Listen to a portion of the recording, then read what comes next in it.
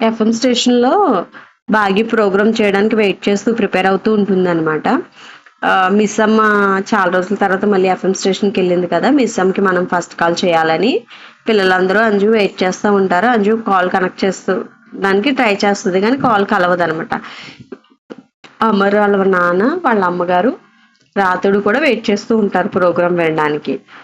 వేరే రూమ్‌లో Anamika call try చేస్తది. ఈలోపు బాగి చెప్తదనమాట. ఫస్ట్ కాలర్ వెయిట్ చేస్తున్నారు. ఎవరో మనం చూద్దామని కాల్ కనెక్ట్ చేస్తది.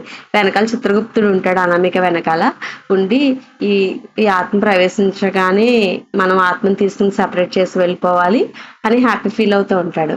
కాల్ కనెక్ట్ అవ్వగానే చెల్లి అంటుందనమాట అనామిక. అదేంటక్క ఎక్కడున్నావు ఇన్ని రోజులు? ఏమైపోయావంటే నేను నీతోనే ఉన్నాను కదా! నేనెక్కడికి వెళ్ళాను. ఎప్పుడు నీకు కనబడుతూనే ఉన్నాను. నీకు తోడుగానే ఉన్నాను అని చెప్తుందంట. అదేంటక్క ఎక్కడున్నావు అని తెలుపు నేను హైదరాబాద్‌లోనే ఉన్నాను అని చెప్పేలోపు మనోహరి చూసేసి ఫోన్ తీసుకొని కాల్ కట్ చేసేస్తుందనమాట. కట్ చేసేసి నువ్వు ఇక్కడేం చేస్తున్నావు పిల్లల్ని చదివించకుండా అని తిడుతుంది. తిట్టగానే అనామికకి పిల్లల్ని తీసుకుని పిల్లల్ని తీసుకుని చదివించు నువ్వు ఇక్కడ వేస్ట్ చేయకు అని తిడుతూ ఉంటుంది అనామికని. అనామిక వెళ్ళిపోద్ది. వెళ్ళిపోగానే చంద్రగుప్తుడు ఈ అవకాశం కూడా పోయింది. ఇప్పుడు ఎలాగా మళ్ళీ టైం అయిపోతుంది ఎలాగా అని ఆలోచిస్తూ ఉంటాడు. కిందకొచ్చి వెయిట్ చేస్తూ ఉన్నప్పుడు అటు ఇటు తిరుగుతూ ఉంటాడు. టైం అయిపోతుంది ఎలాగా అని. అప్పుడు రాతోడు కనిపిస్తాడు. బయట నుంచి వచ్చి బండి అక్కడ పార్క్ చేసి లోపలికి వస్తూ ఉంటాడు. ఈ ఈ నిండుకుండ రథంలోకి ప్రవేశించి మన కార్యం చక్కబెట్టుకోవాలి అని రాతోడులోకి ప్రవేశించగానే రాతోడు బాడీ లాంగ్వేజ్ అది మారిపోతుంది. ఈ నిండుకుండ్ర రత్తడి నుంచి దుర్గంధం వస్తుంది. ఎన్ని రోజులైందో ఏంటో స్నానం చేసి అని తిట్టుకుంటా ఉంటాడు. ఆయన ఇతనితో మనకి పని ఏంటి మన కార్యం చక్కబెట్టుకోవాలని పైకి వెళ్తాడనమాట. వెళ్ళగానే బాగి రాతోడిని చూడగానే రాతోడు ఎక్కడికి వెళ్ళిపోయి నీకు ఒక విషయం చెప్పాలి ఈ రోజు ఒక విషయం జరిగింది చెప్తాను కానీ నాకు ఆల్రెడీ తెలుసు అంటాడు. మీకు ఎలా తెలుసు అంటే లేదు బాలిక నేను చూసి తిని కదా అంటాడు. ఏంటి రాతోడు నీ లాంగ్వేజ్కి నీ బాడీ లాంగ్వేజ్కి అది సెట్ అవ్వట్లేదు బాగానే ఉందా ఒంట్లో అంటే నాకు బాగానే ఉంది. నీకు ఒక సమస్య వచ్చింది మంగళసూత్రానికి ఒక సమస్య వచ్చింది ఏంటి అని అడుగుతాను అనమాట. బాగి అని చూసుకోబోతుంటే లేదు మీరు ముట్టుకోకూడదు నేను ఆ బాలికని తీసుకొస్తానని అక్కడికి వెళ్తాడు. వెళ్ళి బాకీ వాళ్ళ పిల్లలు ఉంటారు కదా ఆ పిల్లల దగ్గరికి వెళ్ళి ఇక్కడ అంజు అసైన్మెంట్స్ అయ్యి రాస్తూ ఉంటుంది అనమాట. రాసేటప్పుడు నువ్వు అరగంట నుంచి అసలు ఏ ఒక లైన్ కూడా రాయలేదు నువ్వు కంప్లీట్ చేయి ఫస్ట్ అని అనామిక అంజుని అంటుంది. ఈలోపు రాతోడు వెళ్తాడు. రాతోడు వెళ్ళి ఇలాగా ఆ బాలికకి నీ అవసరం పడింది రమ్మంటే సరే వద్దాము అనుకుంటుంది. ఈలోపు అంజు మేము విద్యాభ్యాసం చేస్తుంటే ఎందుకు డిస్టర్బ్ చేస్తున్నావు ఇక్కడి నుంచి వెళ్ళిపో అంటుంది. అప్పుడు రాతోడు ఏమంటాడంటే పిల్లిలాగా ఉన్న నీలో పులి ఎలా వస్తుంది అని వేరే భాషలో చెప్తాడు అనమాట అచ్చమైన తెలుగులో. తెలిసరికి అంజుకి కోపం వచ్చేస్తుంది. సరే నేను వెళ్తున్నానని అనామిక వెళ్తుంది. బాగి దగ్గరికి వెళ్ళగానే ఏమైంది అని ఒకరికొకరు చూసుకుంటారు. ఏమో రాతోడు మీకు ఏదో అవసరం పడిందని తీసుకొచ్చాడండి అని చెప్పుద్ది.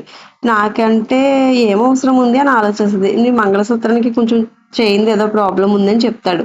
చెక్ చేస్తూ ఉండగా బాగానే ఉంది అంటుంది అనామిక. లేదు ఫ్రంట్ భాగంలో ఒకసారి మంగళసూత్రాన్ని స్పర్శించు అంటాడు. ఇట్లా తీయబోతూ ఉండగా మనోహరి వచ్చేసి ఆపు అని తిడుతుంది అనమాట. ఏమైంది మనోహరి ఎందుకు అలా అరుస్తున్నావు నువ్వు అంటే ఆమె అసలు ఏం చేస్తుంది పిల్లల్ని చదివించకుండా అక్కడ ఇక్కడ తిరుగుతుంది అని తిడుతూ ఉంటుంది.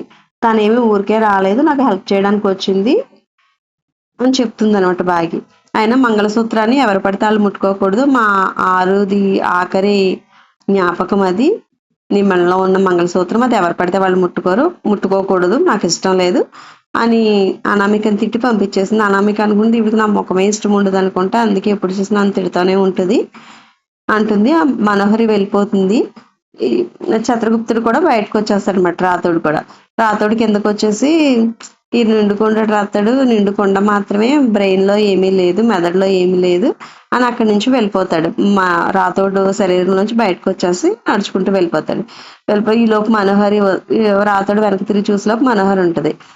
రాతోడు అనుకుంటూ ఉంటాడు, అక్కడ బండి ఆపాను, కట్ చేస్తే మళ్ళీ ఇక్కడికి వచ్చాను, ఈ మధ్యలో ఏమైంది అనుకుంటా ఉంటాడు. వెనక్కి తిరిగి చూసేసరికి మనోహరి ఉంటుంది. రాతోడు నువ్వేం చేసావు తెలుసా అంటే, నేనేం చేశాను మనోహరి మేడం అంటాడు. నువ్వేం చేసావు, నువ్వు ఎందుకు చేసావో నాకు తెలియదు కానీ ఇంకొకసారి ఇదే రిపీట్ చేస్తే గనక మనోహరి అంటే ఎలా ఉంటుందో నీకు చూపించాల్సి వస్తుంది అని తిడుతుంది అనమాట. రాతోడు అనుకుంటాడు, సారీ ఇవిడికి దక్కలేదని మెల్లమెల్లగా పిచ్చిదైపోతున్నట్టుంది ఇవిడి అనుకుని వెళ్ళిపోతా ఉంటాడు. మనోహరికి మాత్రం ఎలాగని ఆలోచిస్తూ ఉంటది. పూజారి దగ్గరికి వెళ్తుంది అనమాట. గురువుగారు ఉంటారు కదా, గురువుగారి దగ్గరికి వెళ్ళి నుంచి ఉంటది. ఎందుకు మనోహరి ఇట్లా అర్జెంట్ గా కలవాలన్నావంటే, ఆరు ఆరులాగా మారిపోతుంది తను అనామిక. ఆ వస్తువులన్నీ ముట్టుకోకుండా చూడడం చాలా కష్టంగా ఉంది. 24 గంటలు ఇంట్లోనే ఉంటుంది కదా, పంపించడానికి చాలా ట్రై చేస్తాను, అసలు అవ్వట్లేదు నా వల్ల. ఏదన్నా ప్రత్యామ్నాయం చెప్తారని వచ్చానండి. దానికి ప్రత్యామ్నాయం నీకు ఆల్రెడీ చెప్పాను. ఆ వస్తువులు ముట్టుకోకుండా ఉండాలి. ఉండే కొద్దీ కుటుంబానికి దగ్గరయ్యే కొద్దీ తనం ఆరులాగా మారిపోతుంది.